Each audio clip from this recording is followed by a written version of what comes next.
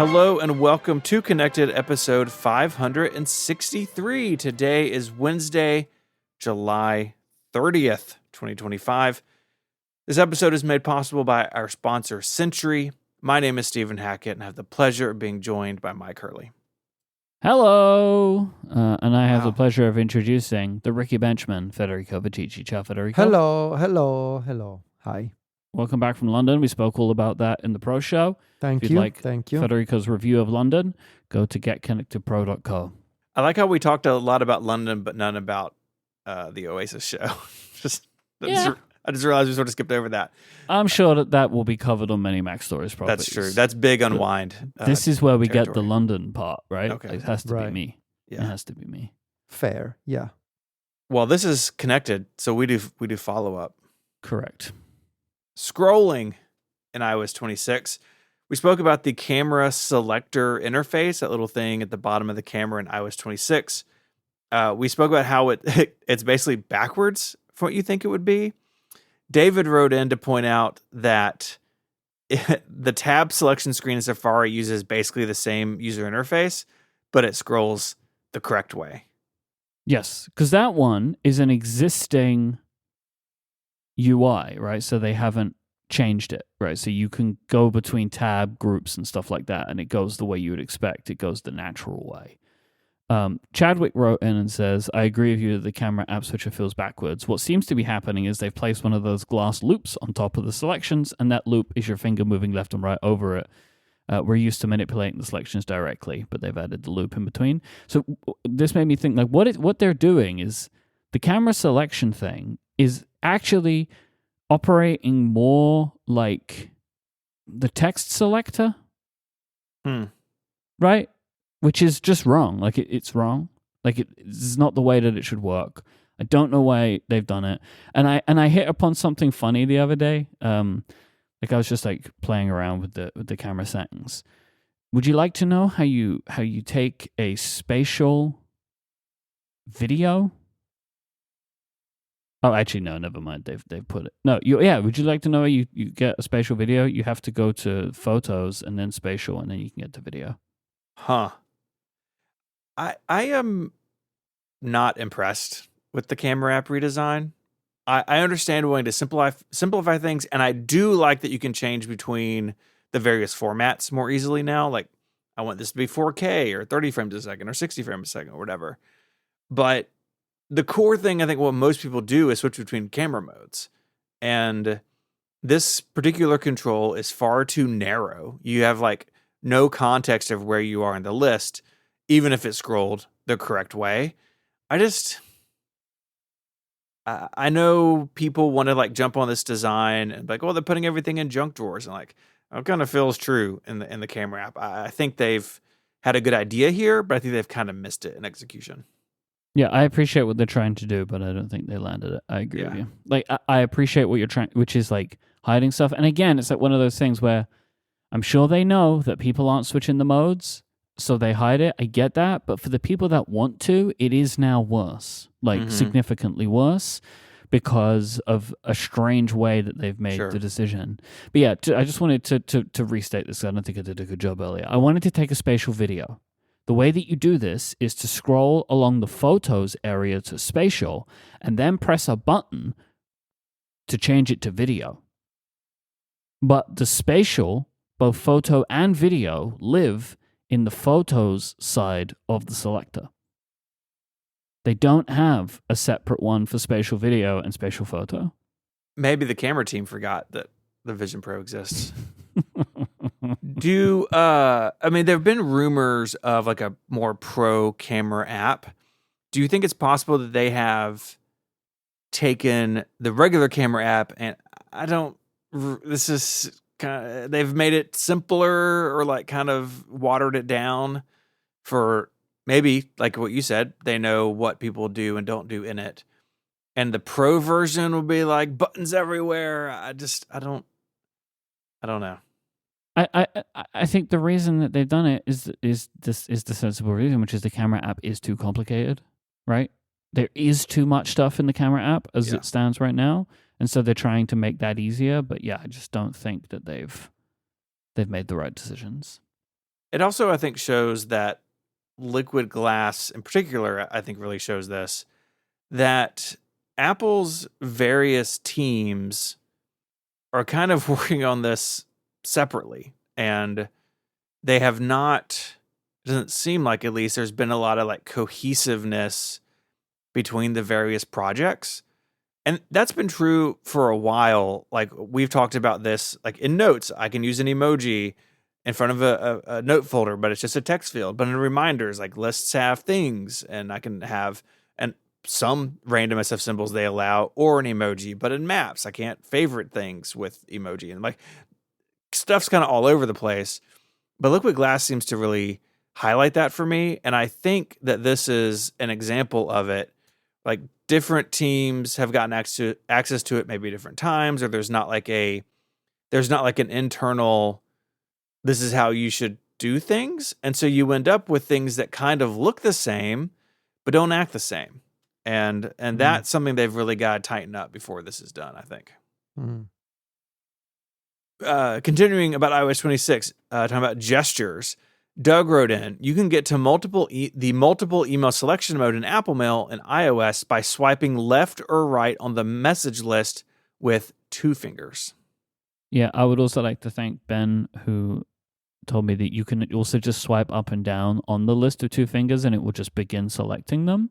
Yeah, that's been around for a while, right? Yeah, and so I will also just, now you said that, I'll say this too. Gabriel wrote in to say about how in Safari you can swipe up on the tab bar to get to all your tabs, and swipe left and right. This has also been a thing that has predated iOS 26. The thing about both of these gestures is they are less reliable than just having a button. I knew about all these Safari gestures because that's what I started to do before Federico told me about the different mode, which I've loved. The different mode that I've set it to, not the compact mode or whatever they've called it in Safari settings. Because I just like having the buttons. The gestures are less reliable, like especially the Safari gestures, because you're doing the same gestures you're doing for multitasking millimeters away from the area in which you're doing multitasking, right? Like they're too close to each other in such a way that they're not reliable. And then I also second guess it a little bit and like sometimes don't get it right because I'm trying not to access multitasking.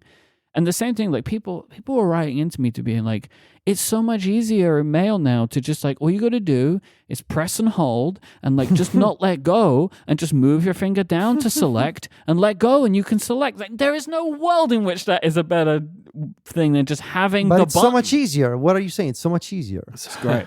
Because as well, that button, that definitely belongs in that spot along with the Mail view settings to also press the select button to select multiple messages. Right. Just real smart like UI design now. It's not discoverable, nor is it all that accessible. Logical. It's just not. It's just an illogical thing. Like it doesn't make any sense.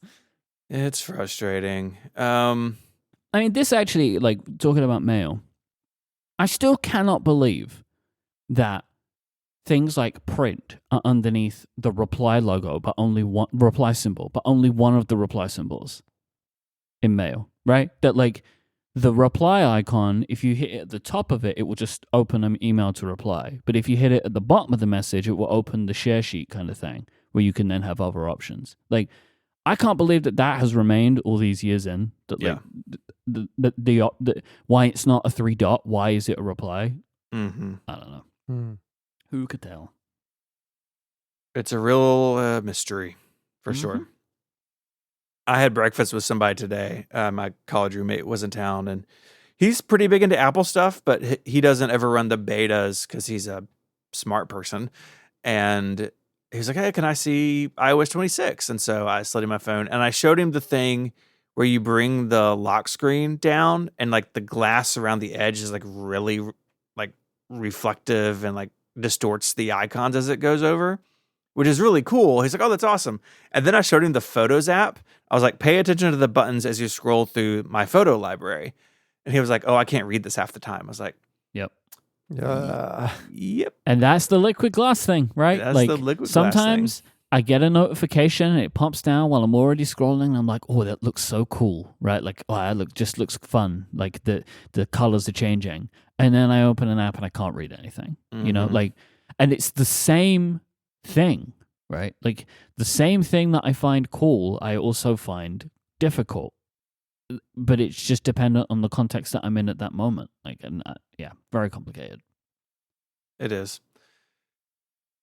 We have some follow out. That's where we talk about things that happen on other podcasts. Federico, you were on Mac Power Users this week. Oh yeah, that podcast. Wow. You had a good time. I did. It was great. It was great. I enjoyed it. I listened to it already. It's really good. It's philosophical in the middle, as you'd expect from Federico. I enjoyed it. It was a good episode. Yeah, it was really good. So go check that out. MPU 807.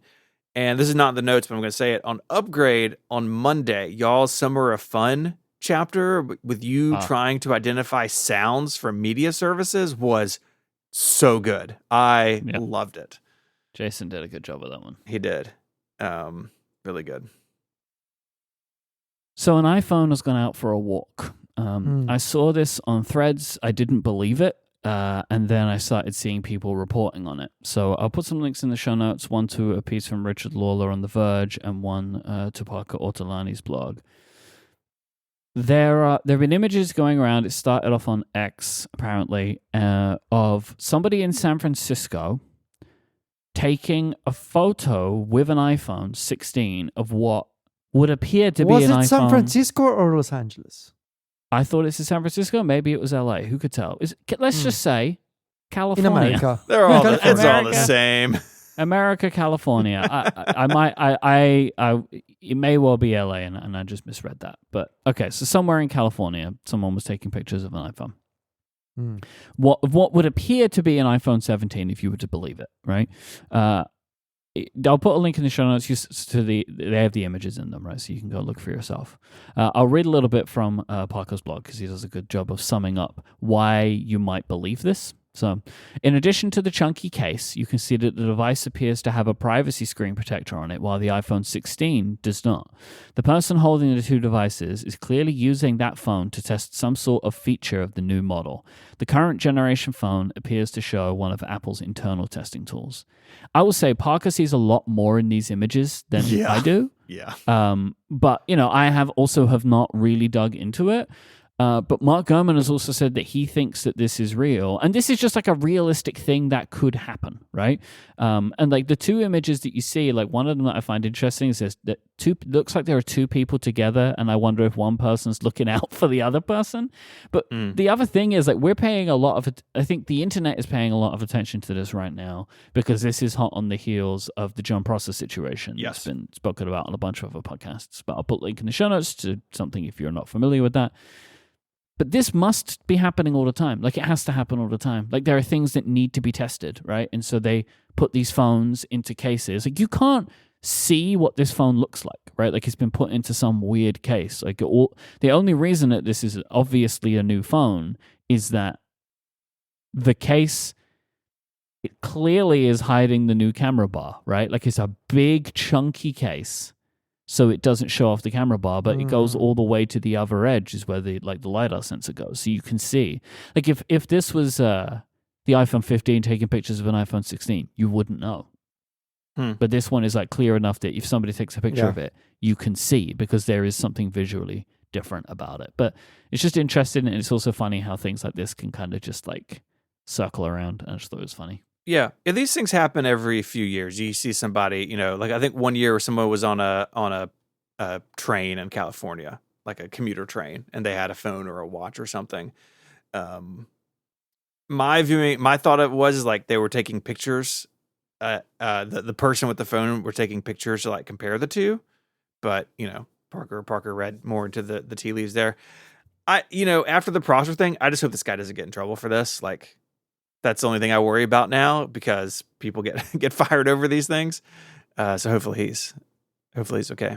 I saw someone talking about that. I don't remember where. It might have been in Parker's blog or somewhere else. Like, this person's doing their job, so hopefully, right? But you would assume that if they're doing some kind of testing thing, this is what they're supposed to be doing, and they're doing, in theory, what they have been told to do, which is keep it in the protective case. Like, don't let anyone see it. In a way, like use the privacy screen. Like, if some stuff has to be tested outside, there's kind of no way you can get around it, right? Yeah. Like, and you figure they're doing what they're supposed to be doing, the best that they're able to do it. Well, I'll be this guy soon. Taking pictures of our iPhone 17 with our iPhone 16. Yeah. Probably. He said to the curve on his review. Yeah, maybe that's it. It's like there's a Verge person right out screen. Speaking of the new iPhone, we got a lot of stuff to talk about with new colors. So, Mike, do you want to walk us through this? And because I just need to sit on my hands until we get to the orange one, because I have thoughts. Yeah, so we've touched on this a little bit in past weeks. Of like what the potential colors for the iPhone, and there's just like more dummy cases now. So these came from Sonny Dixon, who has a pretty good track record with this stuff. Yeah. And essentially what we're looking at is 3 different sets of phones. So you've got the regular iPhones, like the iPhone 17, which is black, white, blue, green, and a purpley pink. None of these colors are anywhere near as good as that ultramarine one, it seems, No. right? But I will say at least the green and the pinky purple, they are somewhat vivid colors. Like they're, where the blue is super light, like that's not really much of a color. It looks like the old Sierra blue from the 12 or 13 Pro or whatever it was. But at least the green and the purple, you can clearly see above green and like purple or pink, whatever this color is. I mean, lighting is always a problem. Like if you look at there's 2 sets of images that are in the show notes. They're both from Sunny, but they're in different articles. One from 9 to 5 and one from The Verge. One is a set of top-down images, and one is a set of kind of like images at an angle. And the colors of the phones just look completely different in both sets of images. But that is also the problem of just trying to take pictures of things. Then you've got the iPhone 17 Air, where it's black, white, blue, looks like a similar blue to the regular iPhone, and what appears to be a very bad gold. It's kind of like the desert titanium color. Yeah, I was gonna say sand. I don't know. I don't know how Yeah. to describe it. Yeah. But all of the descriptions, the color descriptions that have leaked have said that this is a gold. So like that is a bad gold. I mean, I don't know what to say about that. But the big money is in the 17 Pro phones, where we have a black, we have a white, we have a blue, and at this point, what just appears to be orange. Like just orange. There was questions of, what is this? Is this gold? Is this copper? These images really make it look like an orange iPhone. Mm-hmm. Sun flare orange or something, right? They'll have a name for it. If it's sun anything orange, I get points, like I did for the Dynamic Island. Well, no, you actually have to pick it to get points. You can't just like say no, like light, like like the Dynamic Island clearly is credited to me because I said that thing. And, what did you say? Like black. It was like pixels something in a floating on sea an island of glass or something. Yeah, like in a sea of pixels, and then they called it the Dynamic Island. Yep. And then as soon as they announced it, my mentions exploded. These colors on the Pro phones, the navy, the blue, whatever, is kind of boring, but I think people will like it. The orange, though. Okay, I'm a connoisseur of orange. I like orange a lot. Got a lot of things in my life that are orange, or highlights of orange. Orange and gray really go well together. Orange was the 512 pixels color until recently when I kind of moved to the 90s theme I have now. This orange is pretty good. I would like it to be more vibrant. They're never going to do it. So for a Pro phone, I'm happy with this orange. I think it's really fun. I think in person, as long as it's not too washed out and kind of like coral colored, I think it's going to be really nice. And what I hadn't really considered until I saw this and the previous topic with like the guy in California with the phone is that I think a lot of cases are going to have like a huge opening at the top for the camera bar. And it made me think of the iPhone 5C, right? It very famously was a plastic phone, and you could get the rubbery case for it that had all the holes punched in it. And it said non because they didn't line the holes up with where it said iPhone on the back. Truly embarrassing on Apple's part. But there could be some of this time too, where like more of the color of the phone shines through the case because of these camera bars. I mean, right now, like if you have really basically any iPhone case, the only color at the back of the phone you see is just the Mesa or the island or whatever they called it for the cameras. They didn't call it the Mesa. That's the one Federico doesn't like. Don't do that to me. Thank Isn't you. it Yeah. Plateau? Was that it? Yeah, we went round Plateau. and round on the follow-up. Just see previous episodes. Pretty sure it's called the Great Plateau. I think the is the what great it's called. the camera in planes on Spain, and so I think from like a color case kind of perspective, this could be a really fun year. And I like the orange. I hope that most case manufacturers do what you're saying, right? Where they actually leave a cutout. I would just be, I wonder what it will actually be like. Like, will they want to cover? Will they will try and cover it, or will they leave it open? It'd be Like, I wonder if a like beefy the case. amount of space. Yeah. Yeah, it would be. But like, I just wonder if like like we leave the camera kind of plateau open now because it's just a smaller amount. Well, increasingly growing space. But this is the whole way across. Like, I wonder. Like, I don't understand these things well enough. Does it impact the structural integrity of the case to have such an open space? Does that matter? Probably not. Like, but I'm for me, the blue and the orange. Like, I would love an orange phone. Mm-hmm. I don't. Just these images are not the orange I would want. I want it to be punchier. I want it to be Yeah. more like the orange on the side of the Apple Watch Ultra, the international I think it's rescue safety orange, or whatever it is. But there's also like 4 different shades of that I found out. Or like Pen Addict orange, right? Like the orange Yes. that Brad uses. This is a little washed out from that, but again, like I'm happy we're in the ballpark.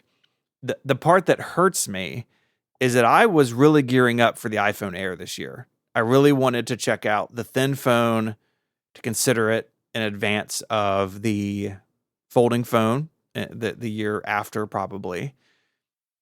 And Apple now has put me in this space where like I'm basically obligated to buy the orange phone, but I really wanted the thin phone. Yeah, but you're gonna put a case on your phone anyway. Yeah. I mean, Just buy an orange case and get the thin phone. I do use a case during warm weather and cold weather. When I'm wearing jeans all the time, I go caseless. And I think if I had an orange phone, I might go caseless all the time. Like, it may be really tempting. So we'll see. Or a clear case. You get a clear case. Man, I don't You know, like so you can see case. right. I don't like clear cases. Okay, like all the gunk gets in there. You know, you Yeah. get the little Well, the flecks gunk's of human. getting in anyway. But I can't see it behind a black leather case, right? In a clear case, it's like all my schmoo is in there for people to see. It's gross. But I think it's going to be fun. I think the orange phone, the orange Pro, and like a black leather case would look sick, and it's probably what I'm going to do. And because I have to reward Apple for taking a risk on orange, because this phone is not going to sell well. Like, the white and the black and the blue are all going to sell better. And so I need to vote with my dollars. Be like, Apple, do more orange things, please. I have a tangerine iBook or in sight. I can see it across my office. Like, do more orange things. You could be to this phone that people are to the iPhone Mini. You're like, oh, I'm going to buy it so they'll make more of them. And then only you bought it so they don't make any more. Yeah. And I'll hold on to it for years. The only thing about these dummies where I will question something is the Pro phones. The Apple logo is not visually centered like the rest of them. I don't know if that makes a difference, but like that was the rumor. And the other phones are right. Like if you look at the images, you can see that there's like a visual center, and they've not visually centered it here. I don't know That's also been rumored that they're bringing the Apple logo down into the center of where the charging area is. And I agree with you. It's like inconsistent between these photos, but I also just think it looks very good on the Pro phone. It looks bad. I'm warming up to this look, I gotta say. Me too. Where's the two-tone thing, actually? Wasn't that the whole rumor? That was what I was gonna ask you. Yeah. Why do I keep seeing either these images, but if you go to Mac rumors, Two-tone. they like to use the two-tone thing. So is the two-tone gonna happen or what? Here's what I say: these dummy things, they may just be sizings and not finishings. Is what would be my expectation. But I don't know. I hope the two-tone thing happens because I'm pretty jazzed about that. I think that looks real nice in the concept imagery. Who knows? I like that even. Well, I mean, I say this close. We're not actually that close to the iPhone event, but there's a lot in the air about how these phones are going to look. I'm looking forward to September more than I have in most years, just because there are more questions than normal. Like even just Mhm. everything about the Air phone. Like what is going on? What is that? What does it do? What has it got? What hasn't it got? You know, like Sure. and kind of how that phone stacks up. It's going to be an interesting thing to dig into. I saved somebody from the 16E. Did I tell y'all this? Why I did had you- a family member who's on a 12, maybe an 11, an older phone. They were going to buy a new phone. They're mid-cycle, like they don't care anything new is coming. And they texted me, not in advance, but they're standing in the Apple store and like, hey, I was going to get a 15, but what about this 16E? And I was like, no, like you buy a phone and hold on to it for 5 years. Like, yeah, it's one processor newer, but I started listing the features it doesn't have. I was like, they're like, yeah, I'm going to go with the 15. I'm a hero, Oh, they went basically. 15. Okay. 15. And the colors are better on the 15, which I think pushed her over the edge too. You're going to hear from all the 16E apologists now. 16. Are there 16E apologists? I think OTJ is one of them. Come at me. Yeah. Okay. That's what I say. Please send this feedback directly to Stephen. Don't put it in the feedback form. None of us want to see it. We didn't taunt you. Stephen taunted you. I guess Steven, his email address is like steven@512pixels.net or something. sure. I'm going to turn that one off. It's like delete. Goodbye, email address. This episode of Connected is made possible by Sentry. Okay, founders, it's time to be honest. How much time is your team wasting on debugging? If you're like most startups, it's probably way too much. Your team should be focused on shipping features, not chasing down bugs. And that's where Sentry comes in. It's a real-time error monitoring and tracing platform. So you know exactly when something breaks, where it happened, and why. No more 1 a.m. Slack threads or digging through endless logs to figure out what's going on. Now here's the game changer. Seer is Sentry's new AI debugging agent. It's like hiring an engineer who already knows your entire code base. Seer finds the true root cause 94% of the time and can even generate merge-ready pull requests plus optional tests to prevent regressions. The bottom line is that you ship faster and your team isn't drowning in bug alerts. So instead of grinding through logs, your developers are back to building the product. We've used Sentry at Relay basically forever. We have our own content management system, which you may know, our own ad inventory system that we built. But these are pretty complicated apps now. They've been around for a long time, and Sentry really comes in helpful when we have an issue. If we hit a bug or have a problem, a couple of us get alerted, we can see exactly what's going on, and I can get our developer to fix it. The good news is that users get 3 months free of the team plan, which covers 150,000 errors. So check out the link in the show notes or go to sentry.io. That's SENTRY, sentry.io, and use the code CONNECTED. Sentry.io and the code CONNECTED for 3 months free of the team plan, or check the link out in the show notes.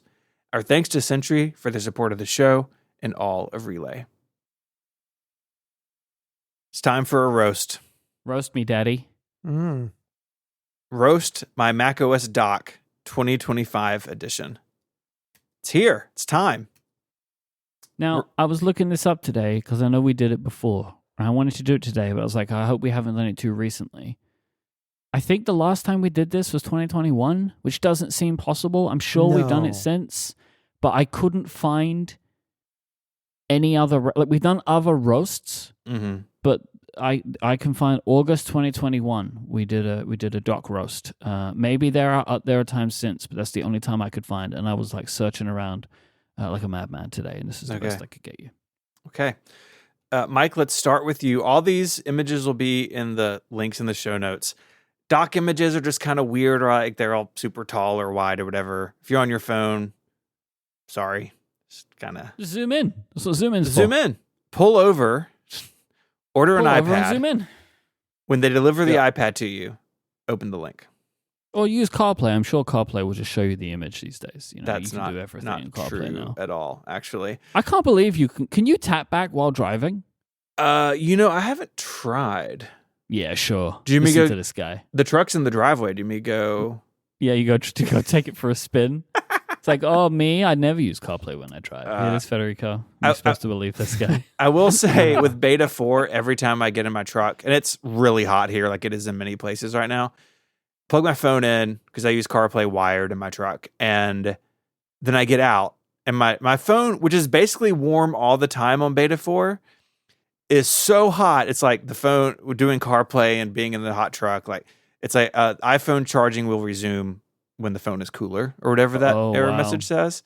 Yeah. It's like, no, I really actually need you to charge when I'm driving because the phone battery is so bad on Beta 4 for me. It's like, please work. That's fair. Federico, how was it for you traveling? Like the heat It was and the battery life? horrible. Just The phone gets so hot, and I don't gets know hot, why. and it eats through the battery. We constantly had to use portable batteries and keep them on us. Like we always had 2 going around London. It was really, really bad. Worse than in previous years, I would say. I turned on that adaptive battery mode thing, and it has improved. So I don't know if I'm going to keep it on because I think sometimes I can feel that it's low. Sometimes I feel like maybe the 120 hertz is being lowered, but then also I'm not sure if it's just the system's just like chugging. Yeah, so like it's hard to tell. It's pretty stuttery. I mean, I have ProMotion off, but like if I switch to low power mode, it is so like the animations, everything just like chug to a stop. It's rough. There's the new battery screen, right, which is actually really nice. And I went from like 150% battery usage every day to like 120% after I turned on the adaptive power mode. So I recommend it for people using the betas. It does make a difference. I do love that screen where it's like you use 150% of your battery every day. Yeah. It's like, I understand what you're saying, but logically that is hilarious. It's pretty bad. So anyways, back to our roasting our docks. Yeah. Mike, we have yours. Yep. Use your dock on the right side, which I Correct. approve of. Do you want me to go through my apps and you can stop me? Yeah. Wherever you feel necessary.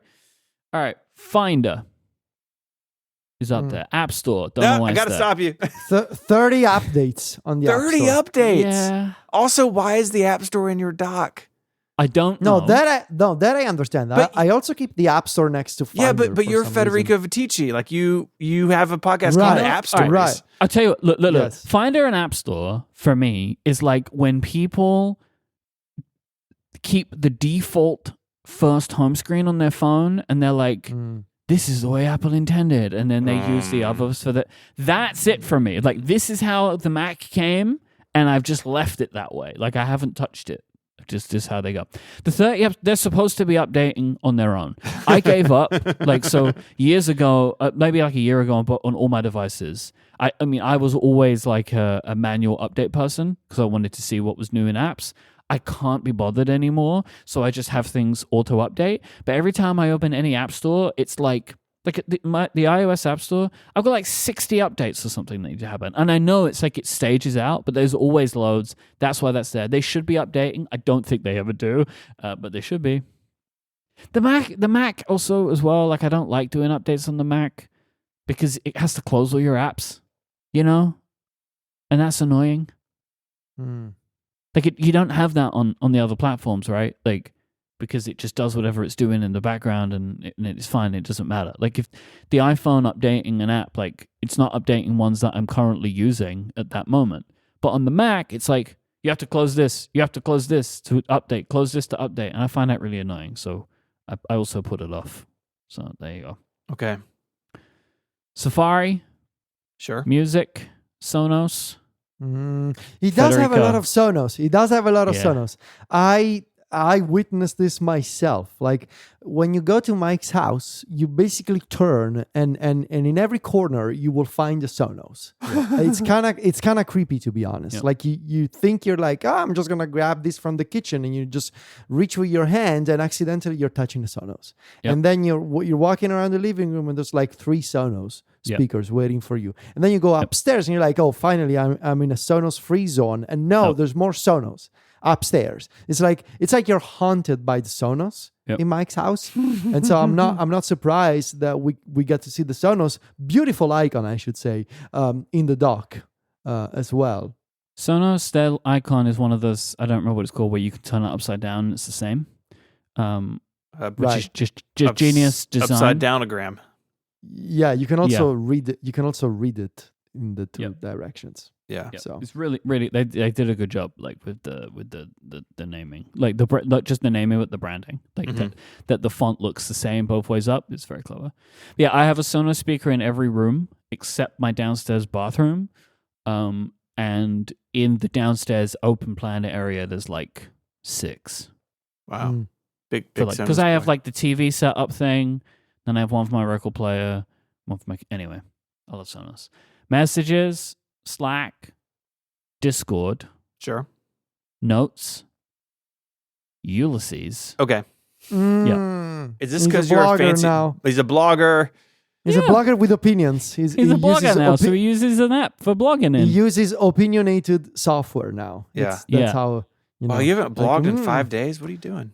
Wow. I will always give you one post a week. You know what I mean? That's what you get out of me, and you're gonna like it. Yeah. Well, look. You have to have a post to be like, I'm back to blogging. And then it sits there for 6 months. I have to quit first and then I come back. Yeah. I'm not like you, Federico, all right? I ain't blogging from Notion. I ain't blogging from Notes. You know, I'm blogging from a blogging app, and that's how I blog. Steven, you probably use an app that was made like crafted by Stone or something. Mars Edit. There you go.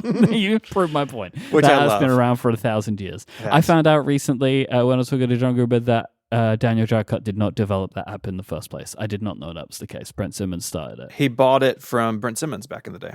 Yeah. As long as I have known it, it has been made by Daniel Jarcutt, which I think kind of like says just how long that app has been around for, like a long time.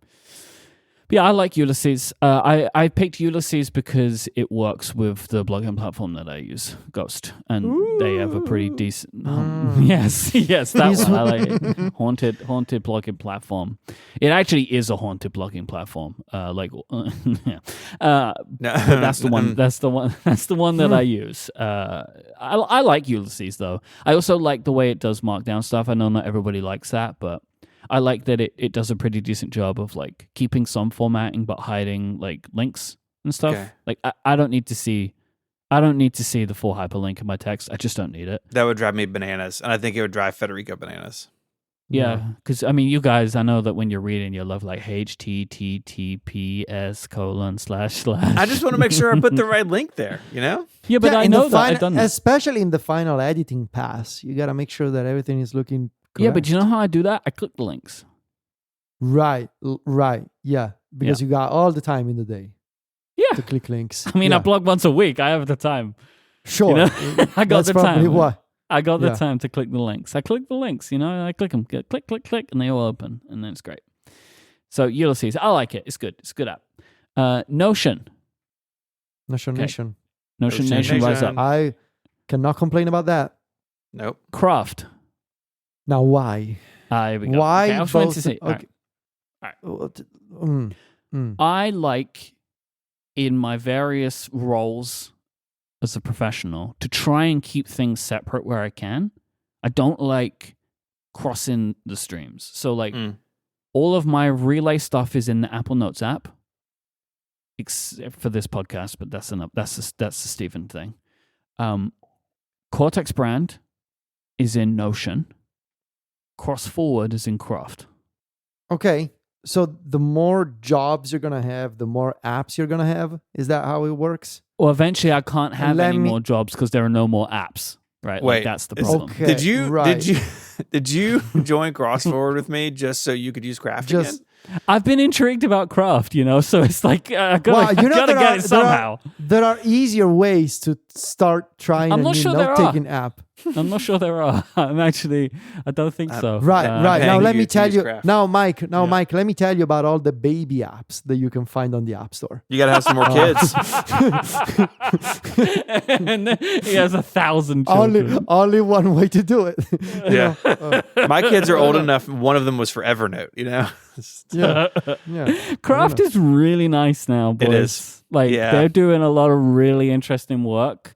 and they're getting ready to launch their web version too, which I'm excited I saw about. an Android mobile beta as well, maybe. I'm not Something. maybe they're doing something on Android. I've struggled to understand what that is exactly. But they're doing something. I think they might be. I think it might just be the web version, but like it's not available. It's weird. I don't know what they're doing. But the Craft app is really nice. I mean, it is still kind of like what it always was. It's like what if Notion but native. I like it. It's nice. I've been enjoying my time with it. Reader. I guess this is classic, right? Reader Classic. I don't know if Reader is called like if they have that new version. Is it on the Mac too? Mm-hmm. It is. He's going to take it away from me at some point, right? I'm going to lose this. Like I'm convinced, and it makes me sad because this is what I want. I don't know what I'll do in that scenario. I'm sure we'll do something else. I have found it increasingly buggy, especially on iOS. Oh, don't say that. Don't say that. Yeah, it's a bummer. I like it. Reader-wise reader.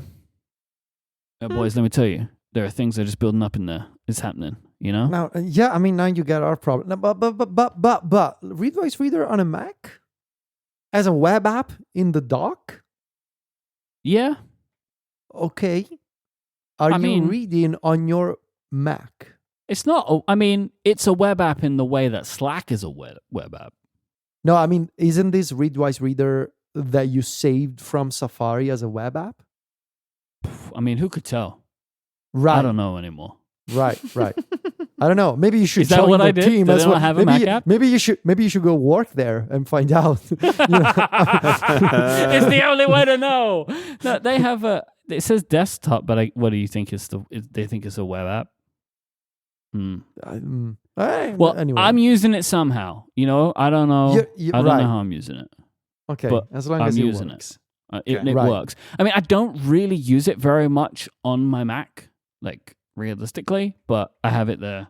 It's like an aspirational app. And it's open. So, you know, there's that's the joy of Stage Manager life. You can just have a bunch of apps open and you don't see them. They're just like, they're out there somewhere, you know, they're on their own stage. They're just doing their thing. They're living their life, their best life.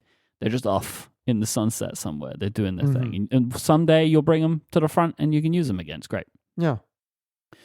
Todoist. Okay. No badges? Reminders? No badges on Todoist? No.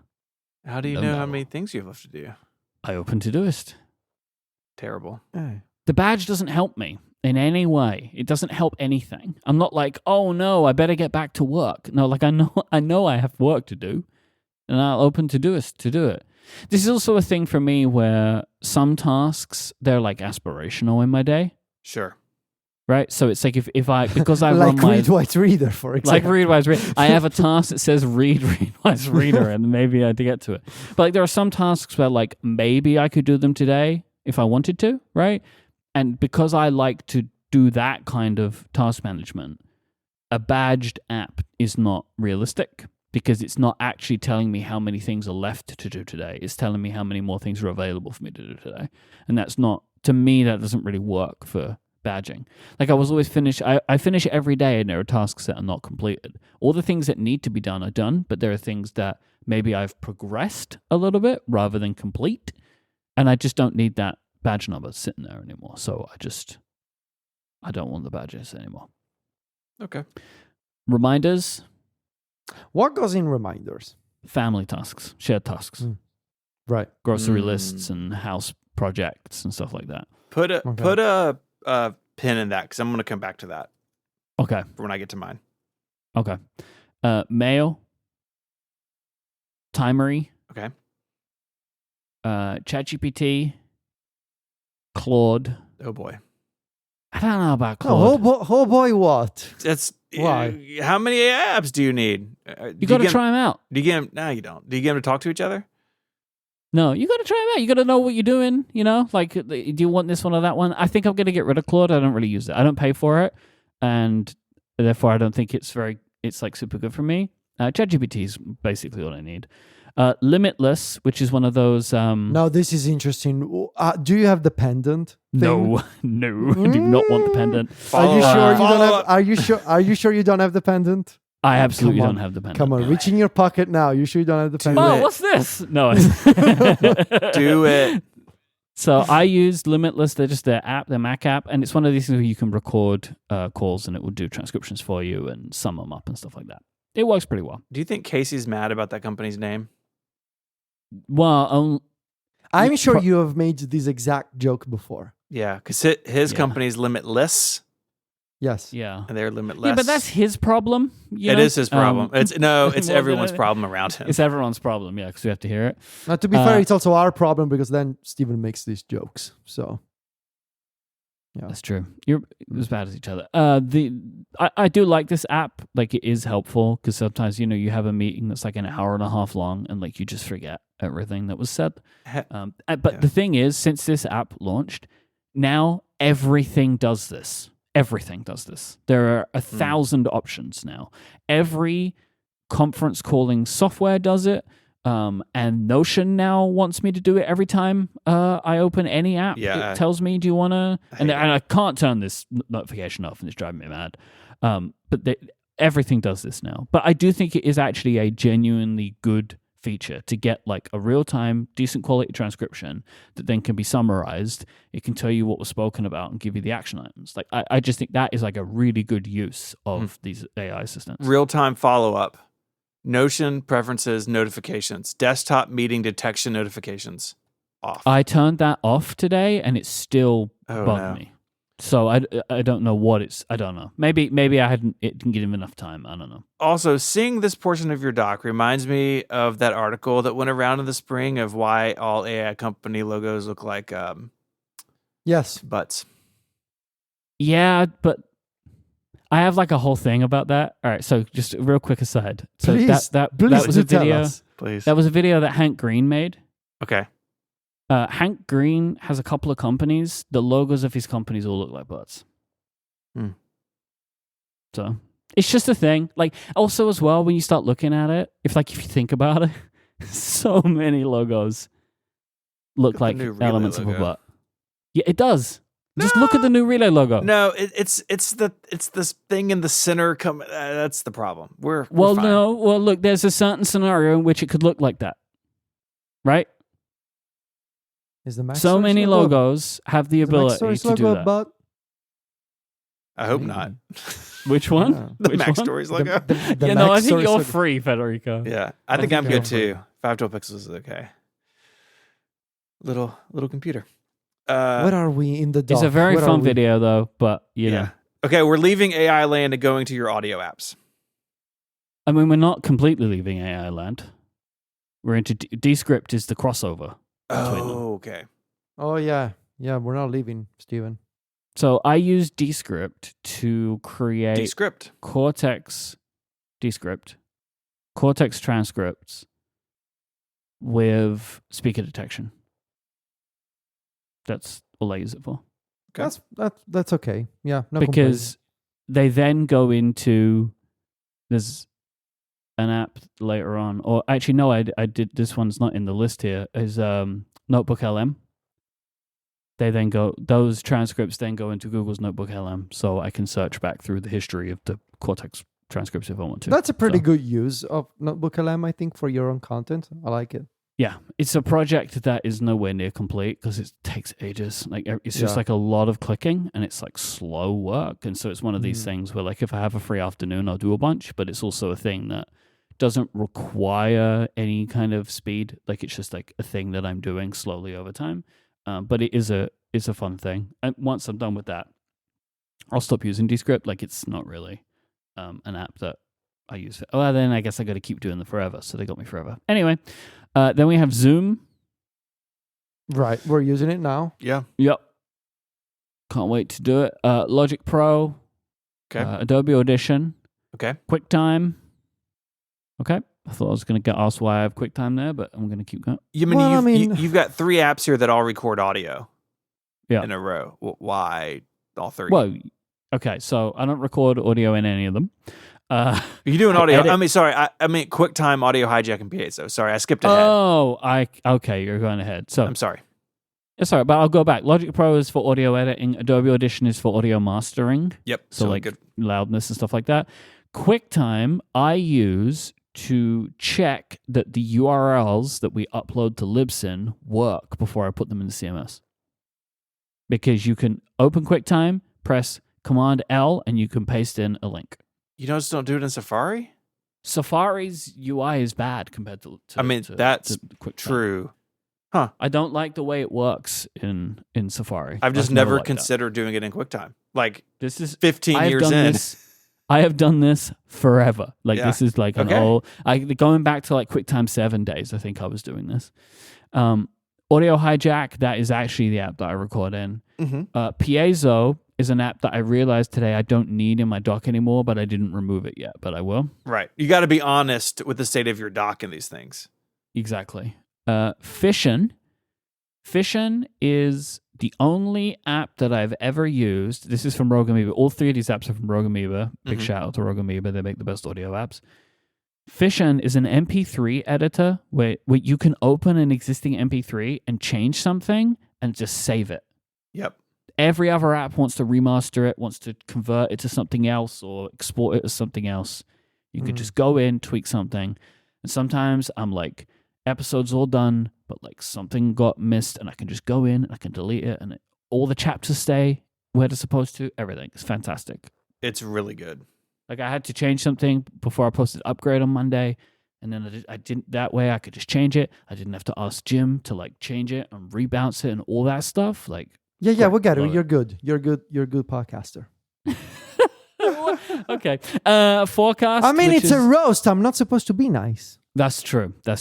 Forecast, which is Marco Arment's chapter making tool and like metadata tool for podcasts that use Logic Pro. FusionCast, which is by Guillaume Rambo, which is a very easy way to turn a podcast audio into a video of a static image. So I use this for Cortex. Photos, Pixelmator Pro, Things, Numbers. Okay. Wait, no. That's for which company you're working for is that? I use Things for two things. Right. Things is I use Things as like an app where you have a long checklist. So I have two shortcuts that will put a checklist into Things. One is my packing list. So Things has a great system where you can like basically create a project and like hide it. And then they have shortcuts to let you duplicate those as then active projects. So every time I go on a trip, I press a shortcut and it creates a new project of a long list of everything that I could possibly need to take on this trip. I will then whittle it down to the things I actually need and then start my packing. I then also have this for the Cortex posting because posting the Cortex podcast is very complicated. There are many moving parts and I do it once a month. It's not like the other stuff that I do where it's like all of my other shows are much more simple, but there's like loads of things that I have to do. Plus, it's like one of those things where like I really don't want to mess anything up because the impact of follow-up of like feedback of people telling me I did something wrong would be significant. So I have a checklist and I go through and do that. So that's what I use Things for, just those two. I love Things so much. I just wished that it worked the way I wanted it to, and then I could use it for everything, but it just doesn't work the way I don't want it to. Yep. Numbers. Okay. Mango Baby. For my one baby. Mango Baby. Mango Baby. Mango Baby. Mango Baby. Go Baby. Go Baby. Are you just using the iPad app on the Mac? Yes. I think so. Yeah, I think it's a compatible app. I'm not sure that they've done anything specific. Yeah, it doesn't look like there's a Mac version. Yeah, it just looks like they checked the box, you know? Okay. iPhone mirroring. Yes. Which I don't use very often, but it's there if I ever want it. Chrome. Downloads folder trash. Okay. Downloads in the dock, huh? You're one of those people. I am too. Again, this is like Finder in the App Store, right? Like they've been there forever. I'm not convinced, but okay. You're not convinced it's been there forever? I'm not convinced of what you're saying, but I accept that you are saying it. But I also do like it though. Like I like having it there. I don't doubt that. Doesn't mean you're right, but Wow. yeah. Uh, I think your doc is decent. Yeah. I There's a think you lot have of stuff in there. I'll No. give Let you me that. finish. Let me Okay, finish. I think you sorry. have a problem. I think you have a problem with um, um, uh, duplicates. Yeah. If it was not clear enough, Yeah. you know, this idea of you splitting up companies and things in multiple things, it's a slippery slope, my friend. Like, Yeah. you could be the guy with 20 task managers and 20 email clients and 20 calendars and 20 mango babies, and But if you think about it, it is also a way for me to limit the amount of things that I can do. well, you say that, and It yet hasn't yet. here we are. Eventually it will. Eventually, it Okay. will. Please don't add Okay. anything else. Can I just put that on the I record? don't. Hey, I'm not the man sure it's needs possible. the man needs his apps. Okay, He does. Steven? He does. It's Let like, him do have I him. want to try Obsidian? It's like, Yeah, right. what can I do? Yeah, you're What can I working do for David Sparks all of a sudden. Okay, I'll go. Okay, let me see. Where are you? All right. Okay. I'm also a dock on the right side person. hmm So you can see that in the show notes. I'm also putting a link in the show notes for my wallpaper because like you can see just the edge of it. It's a picture of the space shuttle. You can't have my wallpaper, but nobody wants it. Yeah, it's the Beverly Hills Hotel one. Mm-hmm. Okay, Finder. I barely know her. Messages. Stephen. Finder and messages next to each other is like absolutely chaotic energy. Yeah, where's the App Store? It's in Alfred. I'll never go there. Wait, what? Wait, what? I searched for it. Oh, I thought you searched for apps in the App Store via Alfred. I was like, what does that mean? You probably can. It's like, what is that? You can probably do that. Yeah, I got a workflow. You know. So you use, we're not, now we're into a different No, thing. we're not You doing use that. you use Alfred? I do. Interesting. Religiously. You think he'll switch to Spotlight? Unknown. Okay. There are still people using Launchbar. I know. You don't use like Raycast or anything? No, Okay. I don't really like it, and I've got so much. What worries me about the Spotlight things, I have so much custom stuff in Alfred now Oh. that the switching cost is very high. I mean, you might be able to do some of it, but Maybe. definitely not all of it. Yeah. So messages, Timery, track all my work time. Honest question for you guys. Uh-huh. Okay. Yeah. Over the long run, has time tracking been beneficial for you both? Yes. Or do you keep? Okay, how? I have a giant spreadsheet that I keep up with how I make my living across my various projects, and I compare that with the time I spend on those projects Mhm. to know if what I'm doing is moving the ball forward. And sometimes it's not. Like sometimes, I mean, I do projects that don't make sense according to the spreadsheet, but without real data, I'm just making decisions. This is my own opinion. I'm making decisions just on feelings, and that's fine. But when it comes to like work decisions, I really want that time information. And so I find it very valuable. Now, I only track work time. I used to track some other stuff too. Like I tracked health, which was like workout time or going to see my therapist or like whatever. I quit tracking that. I quit tracking some other things. It's just work. But I find it extremely beneficial. And I love Timery. It's how I do it everywhere. I have the same answer.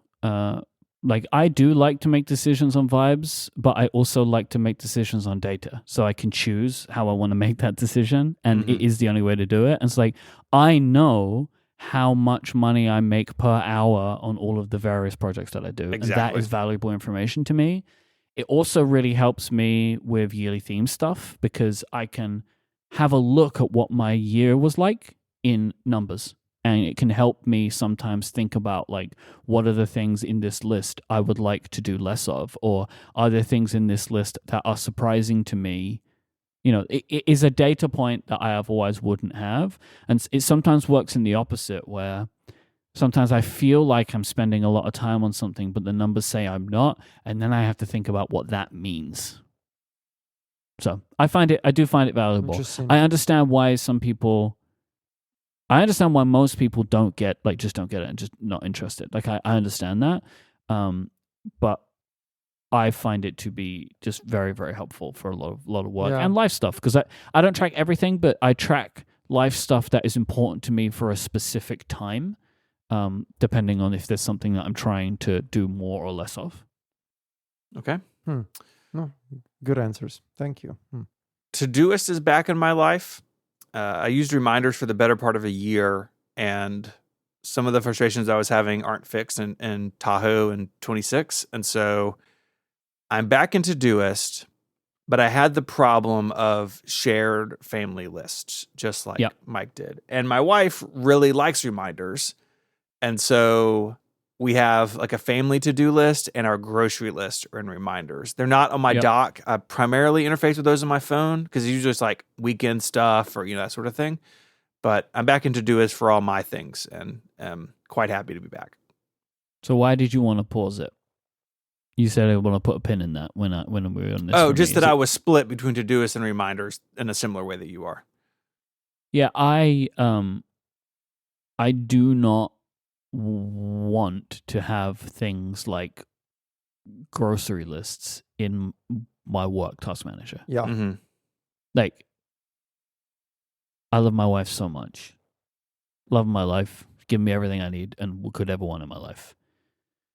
The woman adds tasks like she's possessed. Just so many tasks. Just so many tasks get added. And I love that she's doing that for helping remind her of things that I need to do, she needs to do, we need to do. I can't have that in my Todoist. I think I would triple my daily tasks if they were in there. So I don't need that. That can live off in another place, and I can get to those things when I need to get to them. Okay. So I've got that. I've got MimeStream, the Gmail application for macOS. All my accounts are Gmail or Google Workspace. I really love MimeStream. Are you still okay with just using MimeStream on the Mac and having to use something different on the phone? And look, I know there's an iOS build for MimeStream. Yeah. Put me on the test flight. Yeah, but like just knowing it exists doesn't mean anything. But like put me on the test flight. I paid for it the day that it went public. Like MimeStream. Hook me up. I want it so bad. I couldn't do that. I don't know how you do that. Like having them different. Yeah. I mostly just really what I've learned is I mostly just triage emails on my phone. Like I always respond if it's quick, but most of the time it's just like archive this, put this person in the same black hole so never hear from them again. That sort of thing. Next up are Safari and Chrome. I use Safari for everything except cross-forward stuff, which is in a Chrome profile. Treat them separately. Does anything else happen in Chrome? Things that don't work in Safari very well. Like my bank, my local bank, their website's really bad and it just doesn't work in Safari. It's like anytime I got to do anything in there, it's in Chrome. And if they don't fix the way Safari looks in 26, I'll be in Chrome on Tahoe probably because why do you use Chrome for cross-forward? Why don't you just use like a Safari profile? I really don't like Safari profiles, and I mean, using a lot of stuff with cross-forward that's like a little bit weird that I just had a feeling that Safari might not be happy with. So, okay. Like and eventually you're going to have to use Chrome for something, so why not just use it for everything? And it's nice that the separate apps, Chrome is on its own space, and that profile is blue, like the tab bar is blue, so I can tell it's all separate. I love Safari profiles. I have 4 of them. Wow. I love it. It's so great. I love it. I'm so happy that they added that feature. Slack and Discord. So Slack for all work communication. Discord is where I hang out with our members. Apple Notes is where absolutely everything is. Like there's Relay stuff, there's 512 stuff, there's personal stuff, there's notes shared with Mary. And Apple Notes is great. It's really good. And I use it everywhere. How do you organize them? I have folders and subfolders. So I have like subfolders. Is that a thing you can do? Yeah. Yeah. Whoa, I didn't know that. So I think you can only do it on the Mac. I don't think you can create them on iOS, but I could be wrong. No, in Notes? Yeah, can you? Yeah, you can. Okay. You can. Yeah, So yeah. for instance, my Relay folder, I have 3 subfolders: podcasts, which is like various stuff about the shows, Relay admin, and then St. Jude campaign. It's great. I have no folders in Notes. And I have like 900 notes. Everything goes into the main Notes folder? Yeah.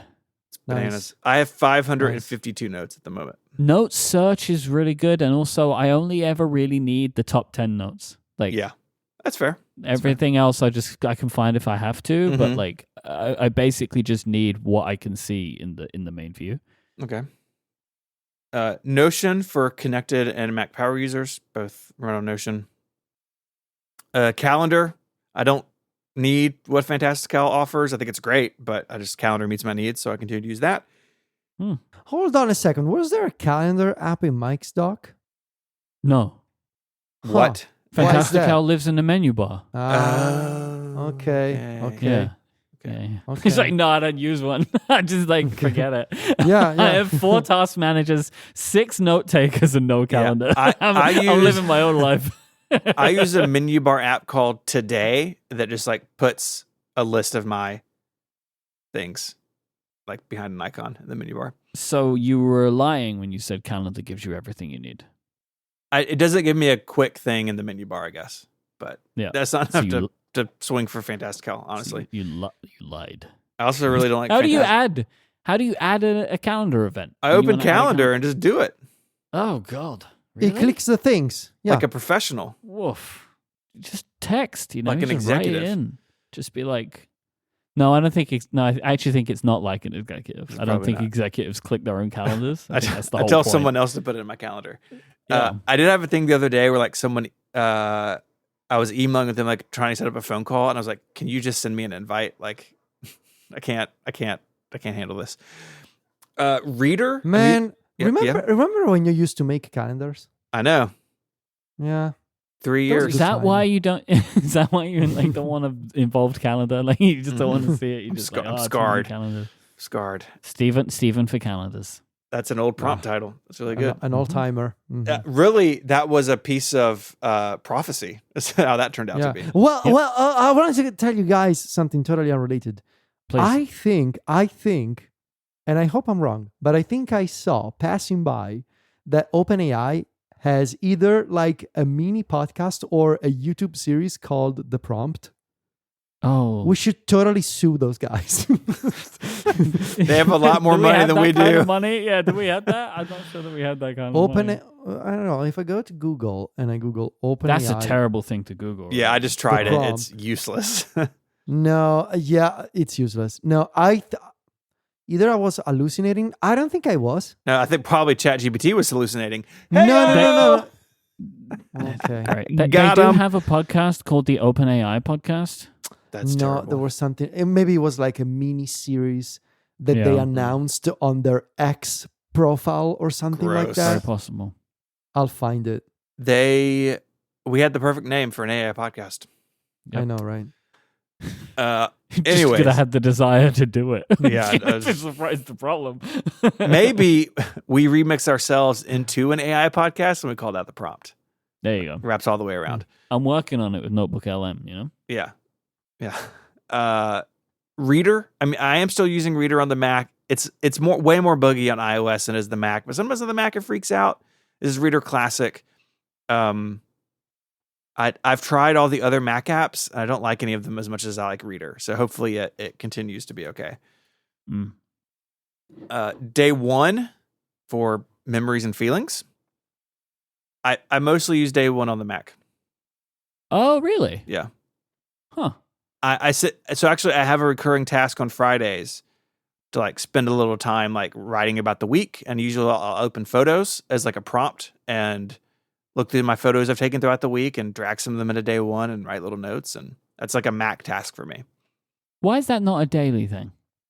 It should be, but weekly is more likely to happen. Okay. Yeah, I've been using Day one recently. Like since the baby came, I don't have the ability to sit down and journal in my journal as easily as I wanted. So what I do is I write in day one, and then a couple of times a week we'll copy that into my journal. And I'm getting the best of both worlds, where I'm still writing what I want, but then I also get to sit and write it out and rethink what I was going through. So I like it. So I've been using like that combo, digital and analog life. It's great. Up next is DevonThink, where I store almost 200 gigabytes of tech history resources.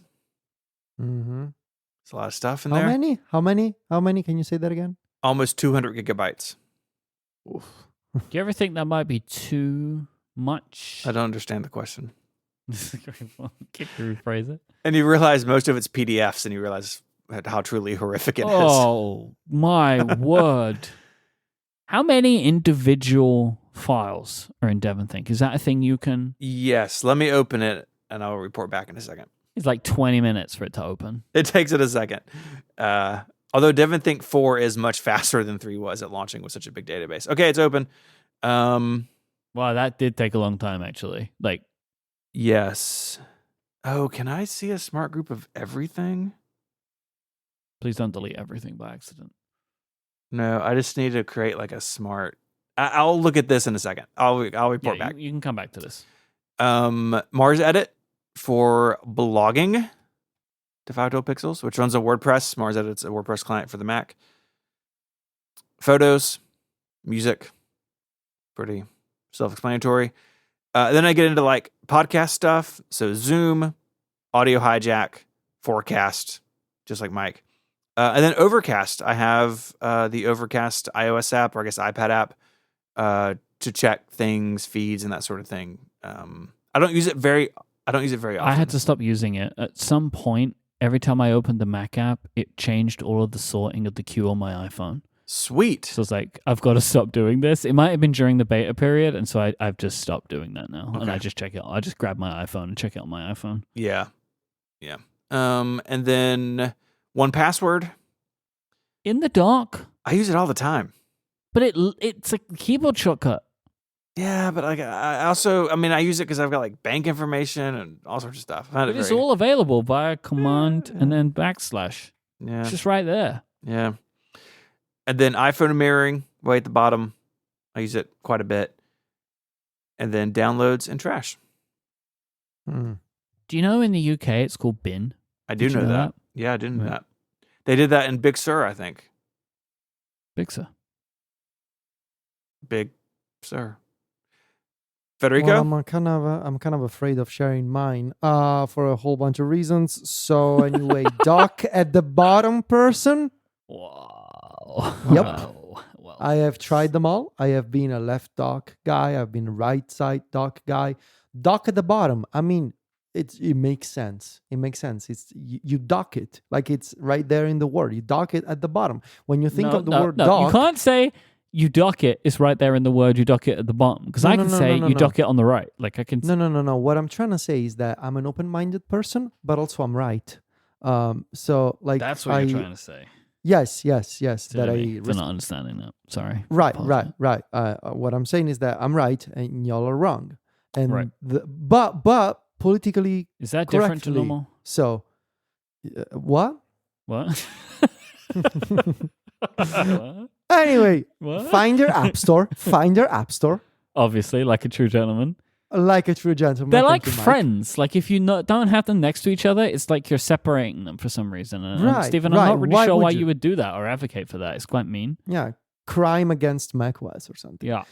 Then it goes downhill from here. I'm guessing based on you guys' perspective. I mean, I've opened the image big now. It was tiny in Discord, and like there is one specific thing that I have a big question about that I look forward to.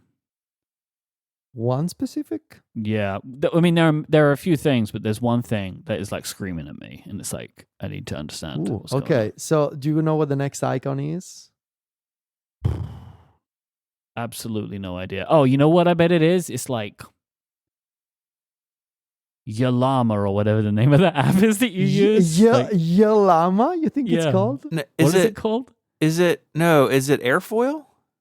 No. Okay, so this looks is like my the web Airflow. browser. It's the Comet browser by Perplexity. Okay. Oh, what's he doing? What do you It's think pretty of great. it? It's pretty great actually. Of all this new wave of AI powered browsers, I think it's the best one so far. Why?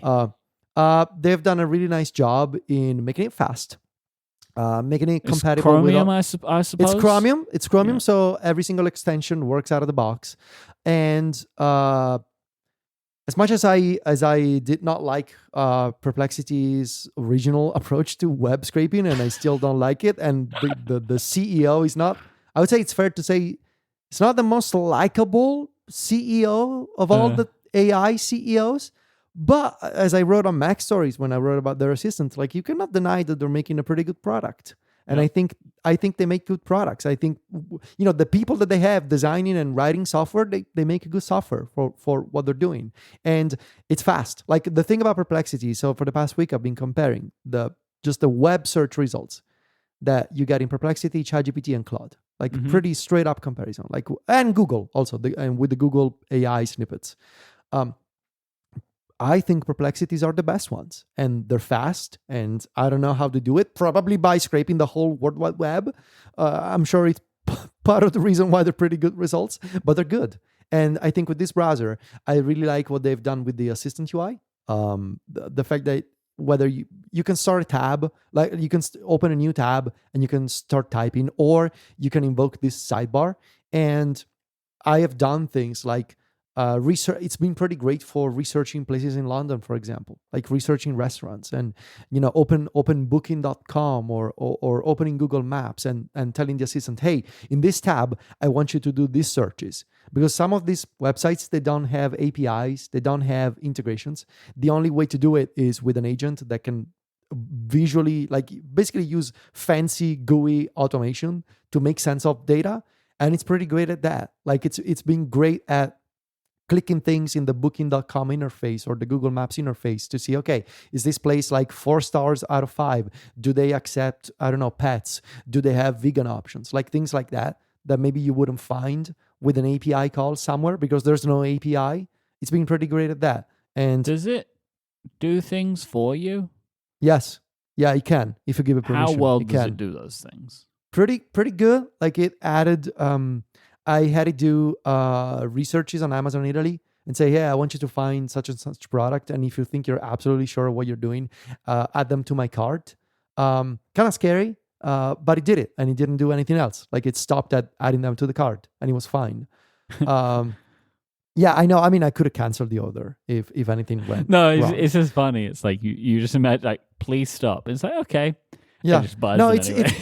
it's nice to kick off these things in the background and let it do things. The one thing I think, and this goes with all AI companies, and right now, if I had to pick just one service to use, it would be Claude. I have a preference for Claude because Claude integrates with other apps that I have, especially now that the Claude can do MCP on the iPhone and the iPad. And they're the only company, I think, that can do that.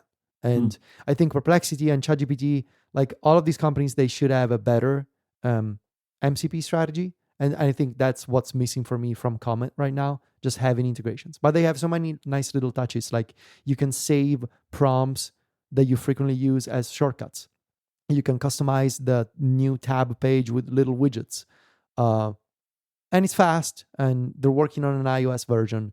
And I don't know, it's an exciting space for me right now to watch, like Comet, Dia, Google, now Microsoft with Edge. It's sure the time Apple. for AI browsers. It is so funny. The AI industry is so funny to me, because it's like someone has an idea and they're all like, well, we have been doing that for ages. Like, oh, we do that as well. And then like, it's just like, there aren't... Yeah, it's kind of hilarious, to be honest. Yeah. I like the name Comet. I do not like their icon. I think I do not like the really icon. Bad. I don't like the icon. I like the name.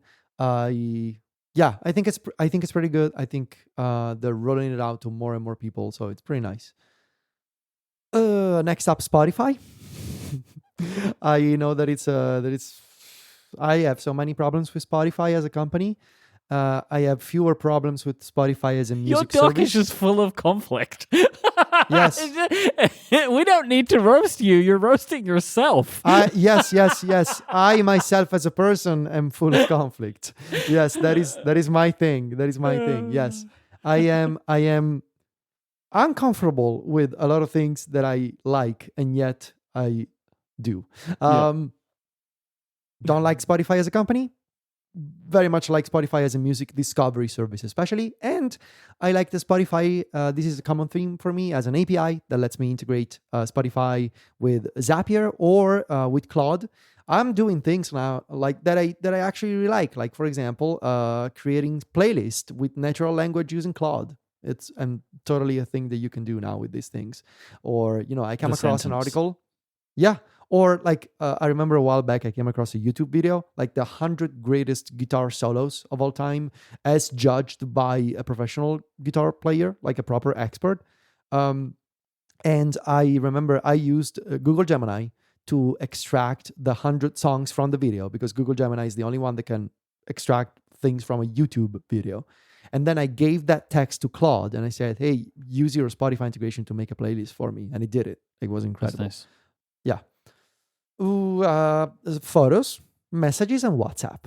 So pretty standard combo for my dock. Like, especially the messages and WhatsApp. They go together. Messages is basically for you guys, and WhatsApp is for everybody else in my life in Italy. Yeah. Thank you. Ivory. Okay. Pretty standard. Yeah. ChatGPT and Claude. I go back and forth between all of these AI tools. It doesn't help, obviously, that they're constantly changing things on a weekly basis. And one week ChatGPT is better, the other Claude is better. I think I use Claude and Perplexity more, and I think I've been using Claude more and for longer than the others. I just generally prefer the Claude style, the UI, the integrations. I don't love how broken it can be sometimes. Like Claude, multiple outages over the past year, and sometimes it just refuses. Like it says, "Oh, Claude, the connection timed out," but it really didn't. And if you refresh, you can see that it's actually still going. Man, I don't know what Anthropic is doing with their infrastructure behind the scenes. It drives me crazy sometimes. But also I get a lot of utility out of it. Like I did a lot of research for London, or for, just finding things in my articles with Claude. It's been pretty good at that. That thing that you mentioned at the start, when you mentioned that, like that they're constantly changing. That's the reason that I use ChatGPT, because like I can't and don't want to keep up with the changes. Makes sense. Yeah. And like most of the things that are happening are like way more power than I need, right? And also it's too impossible to understand which one of these 12 models is the right model. And I just feel like I just try and pay attention to one of them and just go from there. Yeah. Makes sense. And with this supposedly GPT-5 is coming out soon and it's going to change the world or whatever. We'll see. I don't know. Discord. All right. Yeah. 172 notifications. Yeah. This was the thing that jumped out to me. Something's going on here, man. Yeah. How do you get rid of badges? Notifications. Oh, that's the solution. Just get rid of badges. Settings, notifications, and then you can. But why what's going on? 172. Like, what is it? I don't know. I don't reply to people. I don't read the announcements from. Like sometimes I join a Discord You're in a lot of server. Discords. Yeah. Okay. Against my will, almost. Yeah. I got rid of a bunch recently. Like I don't know why I'm in the Google Gemini Discord, for example.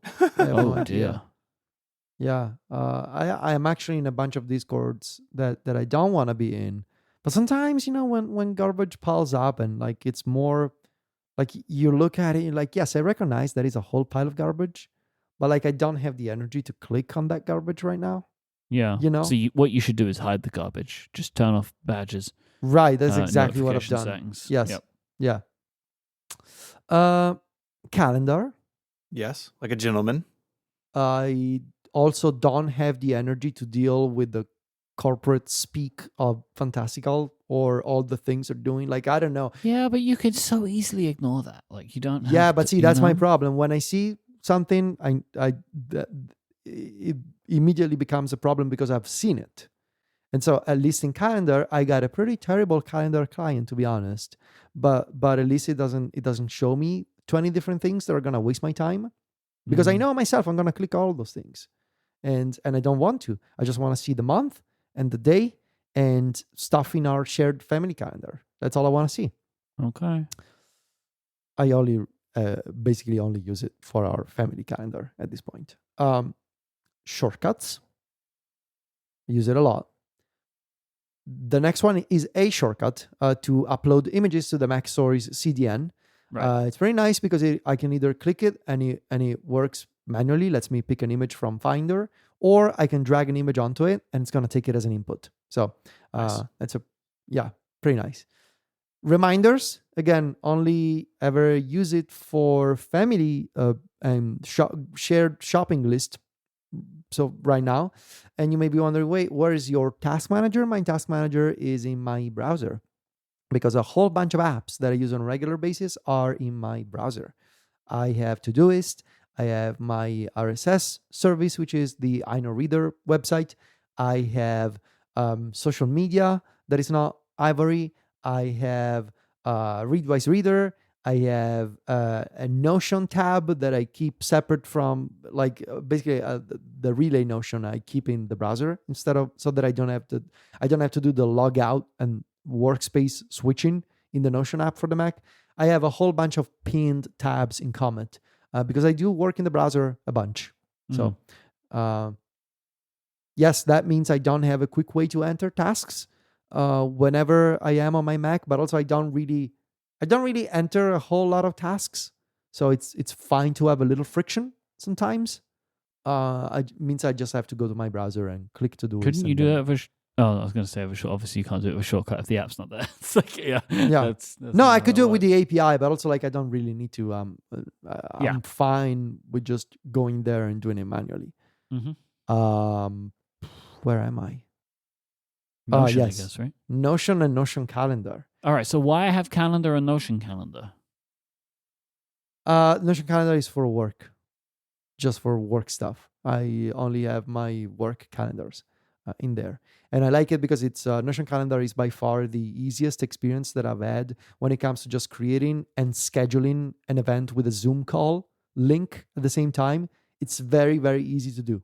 Like you just create an event, click add link, and immediately send the invitation. Like it's super easy, very nicely done. Also, something that I appreciated, I had a Notion database for our London trip, and a bunch of those entries in the database had dates in them. Yep. And in Notion Calendar, you have an integration where you can connect a Notion database, and the entries that have dates will show up in the calendar. Yes. So that's very cool, I think. And this is based on their acquisition of Cron from a couple of years ago. Pretty good calendar app. And Notion, I mean, I'm basically living and breathing in Notion right now. I am this close to saying, I'm also gonna do my task management in Notion, but I will not because I prefer to I just prefer to have notes and articles and ideas in there, and I consider tasks a separate thing. And I don't love how it's not really optimized for task management. So I still until prefer they make Notion tasks, and then if they do, then I will happily reconsider. Yeah. All right. I guess you want to make fun of me for using Superhuman. I mean, at this point, I feel like we have covered the making fun of part. Like it is an absurd email client, right? Like right. That's like its whole thing. It's too expensive. It does too much stuff. It's the shortcuts icon. Look at that. Yes. Yeah. I think for longer though. I think that logo has existed since before the shortcuts. Superhuman's been around for a long time. Here's what I'll say though, Federico. This doesn't hold up with your I don't want the corporate speak in my calendar. Yeah, I know. It's a problem. I know Superhuman's way worse. It's way worse, but also it's the only app that does all the things I want, both on Mac, iOS, and iPadOS. I wish I could switch to something else, but if I want to have all the things that Superhuman has, it is literally my only option right now. I have searched, I have asked. There is no alternative right now. So, that's. I mean, I gotta say, I kind of like it. Like it's really fast, and really reliable. I think it's pretty good. Ooh, text edit. If anything, because sometimes I just need to have a quick way to paste in a bunch of plain text, and I just want to have a quick way to do it. This just to me feels like something you would have a shortcut for, like whatever that is. No. You know. I think you think of me as a person with a shortcut for every single interaction, whereas a lot of my shortcuts. No, I do. No, I do think of you as that person. You do. Yeah, but no, I'm more the kind of person like I prefer to have like complex things that either run in the background automatically or that do something once or maybe periodically. I do like my manual interactions with apps on a. It's why I like Apple software after all. Like I do prefer just you. If everything was a shortcut, I think I would miss the joy of using apps on iOS and on the Mac. You know, and I don't want to be the guy like, oh, look at me, I got 2,000 shortcuts. But then, you know, kind of misses the point, I think. But you know, to each their own. Marked, excellent utility for previewing Markdown. So whenever I have a draft from a team member, I can just drag and drop the file into the marked icon, and I get a preview with the Mac Stories visual theme applied because I got a theme template in Marked. Really, really, really excellent application. The next one should be removed. Jump Desktop makes sense in my MacBook Pro dock. This is my Mac Studio dock. It was migrated when I did the migration from the MacBook Pro to the Mac Studio, and I never bothered to remove it, which I just did. It doesn't make sense to have Jump Desktop in my Mac Studio dock because I do use it a bunch on the MacBook Pro and the iPad Pro. I don't use it here. Right. Terminal, I use it a lot for local LLM stuff, keeping track of the Mac Studio RAM consumption. I use it a lot with the excellent MacTop command line utility that I installed a couple of months ago. I'm a big terminal boy over here. You use it to look at how much RAM you're using? Yeah, especially when you're running things like DeepSeek, for example, on the Mac Studio, and you don't want to run out of RAM. I just think I don't understand the term. You know what I mean? Like I didn't know. There's this program called MacTop, and you open it and you do sudo MacTop, and it basically gives you a real-time graph of your system resources and consumption in the terminal. It's very hackery looking. Do you feel like Keanu Reeves in The Matrix? Yes, I mean, cool. yes. That's why I use it. Yeah, it's really cool. Yeah, I just use iStat menus. Yeah, because you're not me, and I understand. And I don't like to open the terminal. Every time I'm in terminal, I feel like I'm going to do something bad. Right, which you probably are. So. Oh, yeah. I mean, yes. If I'm in terminal, something bad is happening or going to happen. Yeah, next time you're in there, Mike, you should type sudo rm tilde. No, don't stop. We do that now. You should try that. You should try that. It's gonna make your Mac faster. I really wanted to just like quit the Zoom. No, don't do it. Please don't. Like just to that moment, just like he's gone. No one ever heard of him again. Next up is a shortcut to instantly put my display to sleep. Just click when I'm done working. Just click that, and don't need to wait for my screensaver. I got a little subconscious about the fact that I got an OLED monitor, and I'm always a little afraid of burn-in risk. So whenever I'm done working, if I am done with uploads and everything, I just run the shortcut, and it shuts off the display, and it goes to sleep. Does the Mac go to sleep? No, it doesn't. So the Mac's always on worldwide. It runs. Let me see. What command does it run? It runs PM set display sleep now. It runs a shell script in shortcuts. So it's just what it does. But like, so you don't ever your Mac is just always there, just idling. Always there, always ready, always good to go. Always on, worldwide. Always on. And finally, the trifecta: Audio Hijack, OBS, Zoom. No downloads, trash. That's it. Where do your downloads go? How do you find them? I click on the Finder, and it opens by default in my downloads directory. Interesting. Okay. Yeah. So yeah, I roasted myself a little. You Yeah, guys were we didn't really need to roast you too kind much. There was like to an me. internal conflict roast. You roasted from the inside, more like a microwave. I mean, too many Right. calendar apps. But other than that, I think it's mostly fine. Okay, thank you. Steven, did you find out how many individual files are in your Devon thing? 107,429. Do you think there might be too many? No. Okay. It's a lot of files. It is. It took it a minute to do that math, to be honest with you. I think that does it for this week's show. If you want to find more of us, we're out on the internet. You can find Federico's work at macstories.net, where he's the editor-in-chief. He's the boss over there, telling people what to do. He's yelling at people to get screenshots in before the deadline. No, I really am not. You're really not. Yeah, Mac Stories is a pretty chill place to work. Maybe you should be, though. Could be. maybe. Could be. So go over to Mac Stories. You can find Mike's work across Relay. It does a bunch of stuff here and at Cortex Brand, and doing marketing for CrossForward now, which is exciting.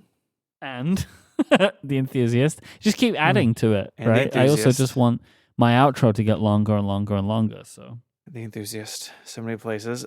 You can find my writing at 512 Pixels, and I'm the co-host of Mac Power Users here on Relay each and every Sunday. I'd like to thank our sponsor this week, Century. If you love the show and want to hear more of it, check out Connected Pro, which is the longer ad-free version of the show that we do each and every week. There's a link to that in the show notes. There's also a link to send us feedback or follow-up. So check those out. And until next time, guys, say goodbye. Arrivederci. cheerio. Bye, y'all.